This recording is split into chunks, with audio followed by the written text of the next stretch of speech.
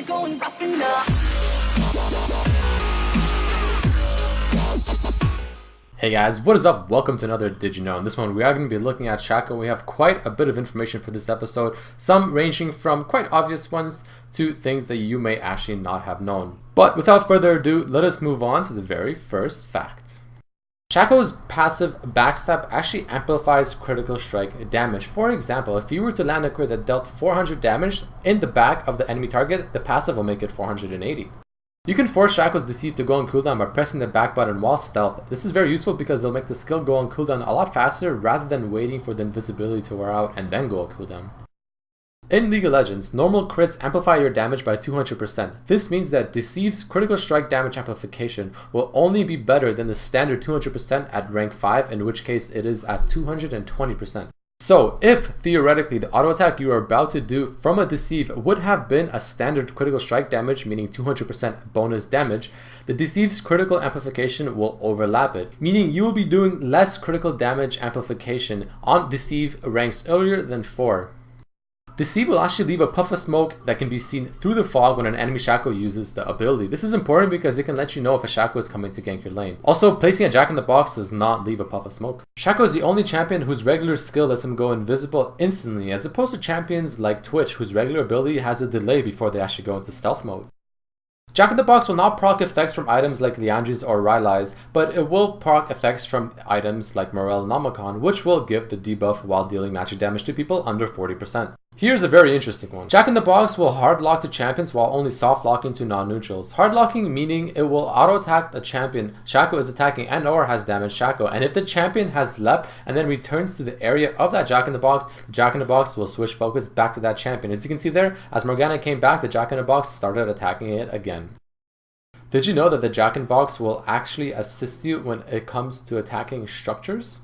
I'm sure many of you are familiar with Morgana's Black Shield, but did you know that the Black Shield will completely negate the fear effect that the Jack-in-the-Box procs as someone else walks over it? Killing a Jack-in-the-Box offers some benefits to the killer as it offers 10 gold.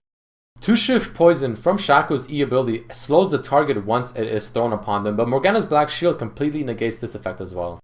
2-shift poison will proc effects from items that have spell vamp and or magic slow effects such as the Hextech and or Rylai's, but it does not proc on hit effects such as lifesteal from the Bloodthirster.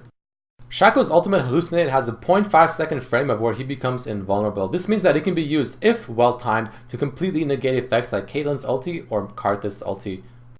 Shaco's clone will be able to proc on hit effects like lifesteal, but it will not proc things like spell vamp or spell slows. However, the detonation of when the clone explodes will. Shaco's ultimate Hallucinate does have some drawbacks to it which will help the enemy determine which is the real one. The Hallucinate clone will not get effects from things like the jungle buffs and or the buff from the middle area of the minion, but it will however take items such as Guardian Angel and or Banshee's Veil, and it will look like the effect is on the clone as well. Here's another interesting one. Did you know that when using his ultimate, Shaco's clone will always be facing the top part of the screen while Shaco himself will keep facing the exact same way he was when he initially casted the ultimate? This is another way to determine which is the real one and the fake one. You can actually control Shaco's clone once using the ultimate. The way you do this now is you simply press R on a certain location, and wherever you press the R button is where Shaco's clone will walk and or attack. You can actually pop his ultimate while being in the invisibility state from Deceive. As you can see here, second I use Deceive, I use the ultimate, and as the clone has spawned, I am still in my invisibility state. This can be very useful to set up ganks and trick your enemies. Alright, let us jump into some fun facts. So the first one is, did you know that Shaco was once again designed by Guinsoo? Though Shaco was released way before Lee Sin, there's the concept art as you see here which shows Shaco's height compared to that of Lee Sin's.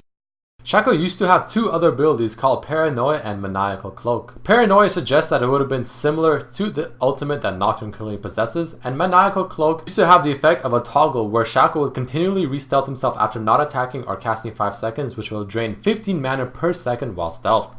Shaco also has obvious similarities to the Joker of the Batman franchise, such as his mysterious origins, his appearance. His face is often drawn with a long sharp nose and a big smile, and they both have white skin, his voice, and some of his quotes which references Joker-esque quotes throughout the Batman franchise, such as "Why so serious?" Shaco has the same voice actor as that of Karthus, Kassadin, Ryze, and Mordekaiser. Did you know that Shaco's name is actually an anagram of the word chaos? Anagram, by the way, means that it is the same letters rearranged to mean a completely different word. Shaco's dance is actually taken from a very popular breakdance move called the worm. During the Ionia versus Noxus match, which was held long ago, Shaco was one of the few champions that was chosen to be available as part of the pool, and of course he was on the Noxian pool. Ram Steed, who is a character that works as a reporter for the Journal of Justice, was actually found stabbed multiple times by Shaco himself after an interview he held with the champion. Shaco's Mad Hatter skin is actually a reference to Alice in Wonderland. Workshop Shaco is also referenced, this time to Carl Cronin from the Hellboy franchise. Mass Shaco skin was actually released to celebrate the 1-year anniversary of League of Legends in Korea. As you can see clearly from the artwork, it has Korean inspiration.